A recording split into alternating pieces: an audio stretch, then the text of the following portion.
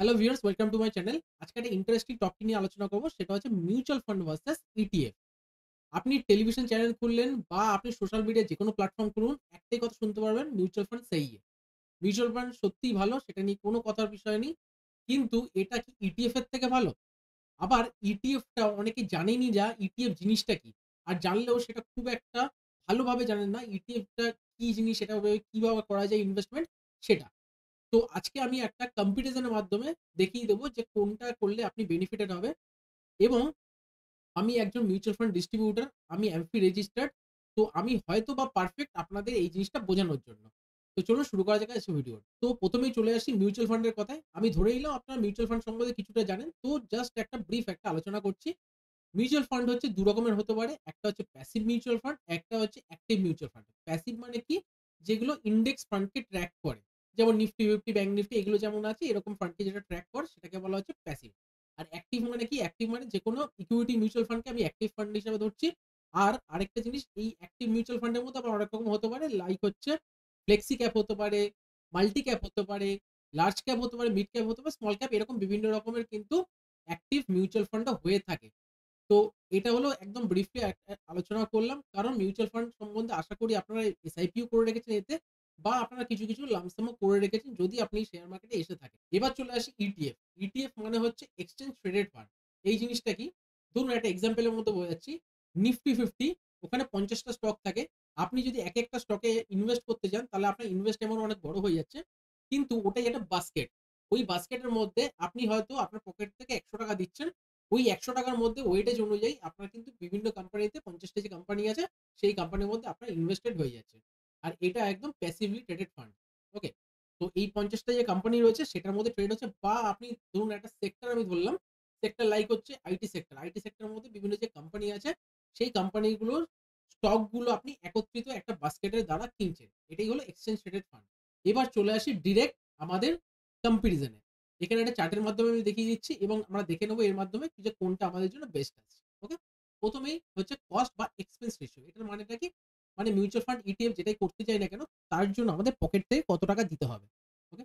তো এই যে ফান্ড ম্যানেজার যে ফান্ডটা ম্যানেজ করছে এর জন্য তাকে একটা কমিশন দিতে হবে। সেটা হচ্ছে 0.50 থেকে শুরু করে 2.50 একটা হায়ার সাইড আমি ধরলাম।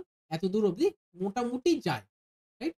আর হচ্ছে ইটিএফ এর ক্ষেত্রে হচ্ছে 0.05 থেকে 0.50 এই সমান পার্সেন্টেজ কিন্তু আমাদের দিতে হবে। এক্ষেত্রে দেখুন মিউচুয়াল ফান্ডের জন্য হায়ার সাইডে যেটা আমি দিচ্ছি সেটা তো 2.5 আছে কিন্তু লোয়ার সাইড যেটা আছে 0.50 সেটাই আমি হায়ার সাইডে দেবো হচ্ছে ইটিএফ এ। তো এক্ষেত্রে আমি ক্লিয়ার কাট উইনার দেখলাম হচ্ছে ইটিএফ। ইটিএফ করতে গেলে আমার পকেট থেকে কম পয়সা দিতে হবে। রাইট? তো তারপরে আসছি হচ্ছে মিনিমাম ইনভেস্টমেন্ট। মিনিমাম ইনভেস্টমেন্ট দেখবেন মোটামুটি একটা মিউচুয়াল ফান্ডে এসআইপি করতে গেলে ৫০০ থেকে ৳১,০০০ র মতো দিতে হয়। কিছু ফান্ড আছে ৳১,০০০ আপনার মিনিমাম করতে হবে। আবার কিছু ফান্ড আছে এখন ৳৫০০ র নিচেও করা যায়। তবুও আমি একটা সুবিধার জন্য ধরে নিলাম ৳৫০০। কিন্তু এক্ষেত্রে ইটিএফ করতে গেলে আমি ৫০ টা কোম্পানিতে নিফটির ইনভেস্ট করব সেটাও মাত্র আবার ৳২০০ কি ৳৩০০ র মধ্যেও হয়ে যায়। আবার কিছু আ সেক্টরাল ফান্ড আছে লাইক হচ্ছে আইটি, অটো সেক্টর সেখানে হয়তো ৳৬০-৭০ তেও আমি করতে পারি। তো আমার ইনভেস্টমেন্টটা অনেকটাই কম হবে একটা ইউনিট কেনার জন্য। ওকে? তো এক্ষেত্রেও আমি দেখলাম ক্লিয়ার কাট উইনার হচ্ছে ইটিএফ। রাইট? তারপর আমরা দেখছি হচ্ছে ট্রেডিং রিলেটেড। মিউচুয়াল ফান্ডকে আমরা কোনদিনই ট্রেড করতে পারি না। ওকে? এক্ষেত্রে আমি ইটিএফ কে ফুল মার্কস দেবো। কারণ ইটিএফ এর মাধ্যমে এটা অনেকে জানেন না হয়তো ইটিএফ এর মাধ্যমে ইন্ট্রাডে ট্রেডিং করা যায়, সুইং ট্রেড করা যায়। লং টার্ম তো আপনি করছেনই। ওকে? তারপরে চলে আসি ম্যানেজমেন্ট স্টাইল। মানে এখানে আপনাকে কিন্তু আমি এখানে ইকুইটি মিউচুয়াল ফান্ডের কথা বলছি, প্যাসিভ বলছি না। ইকুইটি মিউচুয়াল ফান্ডকে কিন্তু একজন ফান্ড ম্যানেজার চালায়। মানে সে কি স্টক রাখবে যদিও বা এখানে গভর্নমেন্টস এর কিছু হস্তক্ষেপ থাকবে। তাও আমি ধরি যে বেশিরভাগটাই কিন্তু ফান্ড ম্যানেজারের হাতে থাকে। সে কিভাবে এই ফান্ডটা পরিচালনা করবে এবং ভালো যারা মিউচুয়াল ফান্ড ম্যানেজার আছেন তারা কিন্তু নিফটি যে রিটার্ন নিফটি আমি ধরলাম যদি 10% ইয়ারলি রিটার্ন দিচ্ছে, তারা কিন্তু অনেক সময় 20% ও রিটার্ন জেনারেট করে দিতে পারে। হ্যাঁ, সেক্ষেত্রে আমরা ১ম পয়েন্টে দেখেছিলাম তারা কিছু এক্সপেন্স রেশিও নিয়ে নেবে। ঠিক আছে? তো সেক্ষেত্রে আমি মিউচুয়াল ফান্ডকে একটু এগিয়ে রাখলাম। আর ইটিএফ যেটা আছে, ইটিএফ এর যে ম্যানেজমেন্ট স্টাইল আছে সেটা কিন্তু পুরো প্যাসিভলি করবে, মানে যে নিফটি 50 উদাহরণ নিয়ে বলি, সেখানে যে ৫০ টা কোম্পানি আছে ওই ৫০ টা কোম্পানিকেই কিন্তু ম্যানেজমেন্ট ট্র্যাক করবে। তার কিন্তু প্রপোর্শনেট রেশিও অনুযায়ী তারা কিন্তু সেখানে ইনভেস্ট করবে। তো কিছু ক্ষেত্রে আমরা এখানে দেখব যে ক্লিয়ার কাট উইনার হয় কিন্তু মিউচুয়াল ফান্ড, কারণ তারা বেশি রিটার্ন এনে দিতে পারে। রাইট? তো এবার আসি প্রাইজিং এর দিকে। প্রাইজিং মানে হচ্ছে আমি যদি দুপুর ৩ টের আগে কোনো মিউচুয়াল ফান্ডে ইনভেস্ট করে থাকি, তো সেদিনের ন্যাভ আমরা পাবো। ন্যাভটা সেদিনের পেয়ে যাবো, মানে সেদিনের প্রাইস অনুযায়ী পাবো। তারপরে হয়ে গেলে কিন্তু পরের দিনের প্রাইসে চলে আসবে। কিন্তু ইটিএফ যখন আমি পারচেজ করছি বা সেল করছি, সেটা কিন্তু শেয়ারের মতো ওঠানামা, ওঠানামা করে।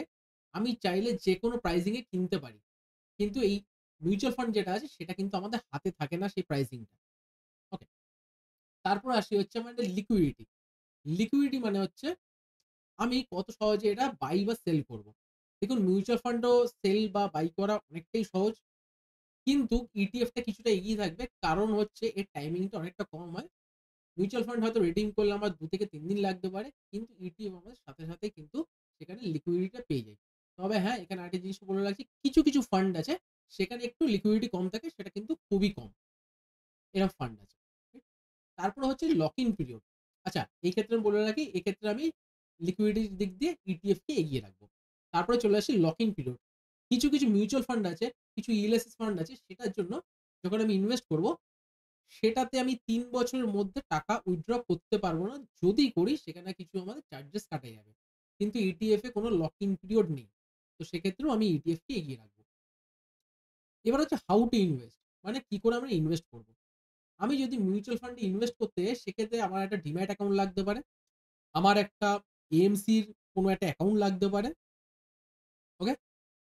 আর যদি আমি ইটিএফ এ ইনভেস্ট করি, আমার একটা ডিম্যাট অ্যাকাউন্ট চাইই চাই। আর সেক্ষেত্রে আমি বলব, আপনার যদি ডিম্যাট অ্যাকাউন্ট না থাকে, আপনি ডিম্যাট অ্যাকাউন্ট থেকে মিউচুয়াল ফান্ডও করতে পারবেন, ইটিএফ ও করতে পারবেন। তো অবশ্যই আপনার একটা ডিম্যাট অ্যাকাউন্ট লাগবে, এবং সেটার জন্য আমি ডেসক্রিপশন বক্সে আমি একটা অ্যাকাউন্টের লিঙ্ক দিয়ে দেবো, যেটা হচ্ছে এঞ্জেল ওয়ান এ। সেখান থেকে আপনি অ্যাকাউন্ট খুলে আপনি মিউচুয়াল ফান্ডও করে নিতে পারেন। এতে আপনি বেনিফিটেড থাকবেন। কারণ এই অ্যাকাউন্টটা খুলতে কোনো রকম কোনো চার্জেস লাগে না, এবং এর থ্রুতে আপনি কিছু বেনিফিটও পাবেন যদি আমাদের লিঙ্ক থেকে খোলেন। আমাদের নিচে দেওয়া নাম্বার আপনারা কল করে নিতে পারেন। সেখান থেকে আপনি চাইলে আপনাকে একটা পোর্টফোলিও ক্রিয়েট করে দিতে পারে মিউচুয়াল ফান্ডের। আর আপনার যে পোর্টফোলিও এক্সিস্টিং রয়েছে সেটা চাইলেও আমরা রিভিউ করে দিতে পারি। তারপরে চলে আসি আমাদের ট্যাক্স এফিসিয়েন্সি তে। দেখুন, এখানে ট্যাক্সটা মিউচুয়াল ফান্ডে যখন আমি গোল নিয়ে করছি, এটা হচ্ছে আমাদের গোল লং টার্ম এর জন্য। তো সেখানে লং টার্মে আমরা জানি যে কিছুটা হলেও ট্যাক্স কম লাগবে। আর ইটিএফ এ যদি আমরা ট্রেডিং করি আর ওটা ১ বছরের মধ্যেও যদি হয়, তাহলে আমাদের একটু হলেও ট্যাক্স বেশি দিতে হতে পারে। সেক্ষেত্রে আমি মিউচুয়াল ফান্ডকে এগিয়ে রাখবো। এক্ষেত্রে তাহলে আমরা দেখে নিই, একটু টিক করে দিই বক্সগুলো দিয়ে, যে কোনটার ক্ষেত্রে কোনটাকে আমরা এগিয়ে রেখেছিলাম। ১ম এই আমরা কস্টের ক্ষেত্রে এগিয়ে রেখেছিলাম হচ্ছে ইটিএফ কে। তারপরে মিনিমাম ইনভেস্টমেন্ট এ ইটিএফ কে, ট্রেডিং এর দিকে ইটিএফ কে, ম্যানেজমেন্ট স্টাইল এর দিকে আমি দুটোকেই রেখেছিলাম। তো দুটোকেই আমি একটু টিক করে দিই। তারপর আসি প্রাইজিং এ। প্রাইজিংটা আমি দেখি এগিয়ে রেখেছিলাম হচ্ছে ইটিএফ কে। লিকুইডিটির দিকে এগিয়ে রেখেছিলাম হচ্ছে দুটোকেই অ্যাকচুয়ালি। তারপরে লক ইন পিরিয়ড এ অবশ্যই ইটিএফ কে এগিয়ে রেখেছিলাম। কিভাবে ইনভেস্ট করবো, এটা দুটোকেই একই রাখা যায়। তো দুটোকে আমি পয়েন্ট দিয়ে দিলাম। তারপরে ট্যাক্স এফিসিয়েন্সি তেও আমি দুটোকেই কিন্তু নিলাম এক্ষেত্রে। ওকে? তো এইবার দেখে আপনার মনে হচ্ছে যে ইটিএফ এ তো সব ট্রিক করা। তাহলে আমার যে মিউচুয়াল ফান্ডের পোর্টফোলিও আছে সেটাকে আমি উইথড্র করে আমি ইটিএফ এ কনভার্ট করে দিই। এটা একদমই ভুল ধারণা। কারণ এরপরে আমরা দেখব হচ্ছে এই দুটোর মধ্যে কি করে, কোন জায়গায় আমরা ভালো ইনভেস্টমেন্ট করে একটু স্মার্ট জিনিসটা আমরা যদি কাজে লাগাতে পারি, আমাদের কিন্তু রিটার্নটা এখানে অনেক বেশি জেনারেট আমরা করতে পারি। এসআইপি তে আপনি মিউচুয়াল ফান্ডে করে রাখুন। সেটা একটা ইকুইটি ফান্ডে অবশ্যই করে রাখবেন। কোনো কিন্তু প্যাসিভ ফান্ডে নয়, মানে ইন্ডেক্স ফান্ডে নয়। এসআইপি চালু রাখুন আপনি ইকুইটি, যেকোনো ইকুইটি ফান্ডে। সেটা হতে পারে আপনার লার্জ হতে পারে, মিড হতে পারে। আমি একবার লিখেই দিচ্ছি, মিড, লার্জ, স্মল বা ফ্লেক্সি নিতে পারেন, যা ইচ্ছা। মোটমাট কথা হচ্ছে আপনি যেকোনো ইকুইটি ফান্ডে কিন্তু এসআইপি করে রাখবেন। আর যেটা আপনি লামসাম করার কথা ভাবছেন, সেটাকে আপনি রাখুন হচ্ছে ইটিএফ এ। কেন ইটিএফ এর কথা বলছি? কারণ ইটিএফ যদি আপনি একটা জিনিস দেখে নিন, এই জায়গাটা। আপনি যদি এইরকম এরকম ডিপে যদি বাই করতে পারেন, কারণ এইটা আমি ১ম এ বলেছিলাম আপনার হাতে আছে। প্রাইজিংটা আপনার পুরোপুরি হাতে আছে। আপনি এরকম যদি ঠিকঠাক ক্যাচ করতে পারেন, সুইং লো গুলো ক্যাচ করতে পারেন। সেখানে কিছু যদি বাই করে লাম্প সাম করতে পারেন, তাহলে আপনার ইনভেস্টেড যে ক্যাপিটালটা আছে সেটার উপর ভালো রিটার্ন আপনি পেতে পারেন। আর এসআইপি আপনার মধ্যে সিস্টেমেটিক ওয়েতে কিন্তু ইনভেস্ট করার ক্ষমতা তৈরি করতে সাহায্য করে। আমি যেভাবে আপনাকে এসআইপি ওয়েতে আর লাম্প সাম ওয়েতে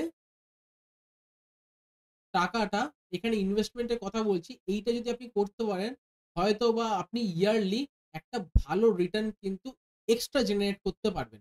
লং টার্ম এ ইনভেস্টমেন্ট এর ক্ষেত্রে কিন্তু ১-২% এর জন্যও কিন্তু অনেক ডিফারেন্স হয়ে যায়। এই যে সিনারি 1 টার কথা বললাম, এটা হচ্ছে কিছুটা হলেও অ্যাক্টিভ দের কথা বললাম। কারণ এই মার্কেটে যারা একটু হলেও অ্যাক্টিভ থাকতে পারবে, তারা কিন্তু কিছুটা ডিপে কিন্তু ইটিএফ বাই করতে পারবে। এবার আসি যারা একদমই মার্কেটকে টাইম দিতে চাইছেন না, তাদের জন্য বলি, তারা সিম্পল এসআইপি করুন। এক্ষেত্রে তাদের এসআইপি দুটো ওয়েতেই করা দরকার। একটা হচ্ছে ইন্ডেক্সে, মানে যেটা প্যাসিভ বলছিলাম, যেকোনো একটা ইন্ডেক্স ফান্ড ধরুন, সেই ইন্ডেক্স ফান্ডেও করে রাখুন। মার্কেট হিসাবে তারা রিটার্ন পাবেন। আর তারা ইকুইটি ফান্ড আছে, সেখানেও কিন্তু তাদের এসআইপিটা চালিয়ে যান। মানে আমি এক্ষেত্রে যদি ধরি ৳৫,০০০ যদি আপনার হয়, টোটাল মান্থলি আপনার ইনভেস্টমেন্ট প্ল্যান, সেই ৳৫,০০০ র মধ্যে ৳২,৫০০ আপনি রাখুন ইন্ডেক্সে, ৳২,৫০০ রাখুন হচ্ছে ইকুইটিতে। এটা জাস্ট আমি এটা বলার জন্য ধরে নিলাম, এই অ্যামাউন্ট আপনি রেখে চলতে পারেন। এবার চলে আসি আমাদের সিনারিও 3 তে। এখানে আমরা কাদের রাখছি? তারা যারা ইনভেস্ট করতে চান ইটিএফ এ অথচ মার্কেটকে টাইম দিতে চান না। তাদের জন্য বেস্ট পসিবল সিনারিও হচ্ছে, ধরুন সে এসআইপি করতে চায় ৳৫,০০০, এছাড়াও আরো ৳৫,০০০ সে ইনভেস্ট করতে চায় ইটিএফ এ। এখানে ৳৫,০০০ হয়তো তার মান্থলি প্রত্যেক মাসে ১০ তারিখে অ্যাকাউন্ট থেকে ডেবিট করাচ্ছেন। সে কি করবেন? সে এই ইটিএফটাও ১০ তারিখে গিয়ে চোখ কান বুজে সে ইনভেস্ট করে দেবেন বাকি ৳৫,০০০। তাহলে তার ৳১০,০০০ টোটাল ইনভেস্টমেন্ট যেটা ছিল সেটা ডাইভার্সিফাই হয়ে যাবে। যেমন সেটা মিউচুয়াল ফান্ডেও যাচ্ছে ৳৫,০০০, আবার ৳৫,০০০ ইটিএফ ফান্ডেও চলে যাচ্ছে। এইভাবেও কিন্তু মার্কেটকে টাইম না দিয়েও আপনি ইটিএফ এ গিয়ে ইনভেস্ট করতে পারেন এবং নিজের পোর্টফোলিওকে ডাইভার্সিফাই করতে পারেন। আর এবার যদি বলেন যে মিউচুয়াল ফান্ড করলে আমি কোন মিউচুয়াল ফান্ডটা করব? বা ইটিএফ করলে আমি কোন ইটিএফটা করব? এই দুটো যদি জানতে হয়, যদি আপনার মিউচুয়াল ফান্ড জানতে হয়, মিউচুয়াল ফান্ড লিখে দেবেন। আর যদি আপনি ইটিএফ জানতে হয়, ইটিএফ লিখে দেবেন। এই দুটো লিখলে আমি বুঝে যাব যে আপনার এই বিষয়ে ইন্টারেস্টেড আছে। আমি সেই হিসাবে বেস্ট মিউচুয়াল ফান্ড আর বেস্ট ইটিএফটা আপনাদের জন্য একটা ভিডিও নিয়ে আসবো। এই ভিডিওর মাধ্যমে যদি আপনাদের কিছুটা হলেও ভ্যালু ইনপুট করতে পারি, অবশ্যই কিন্তু লাইক, শেয়ার আর একটা কমেন্ট করে দেবেন।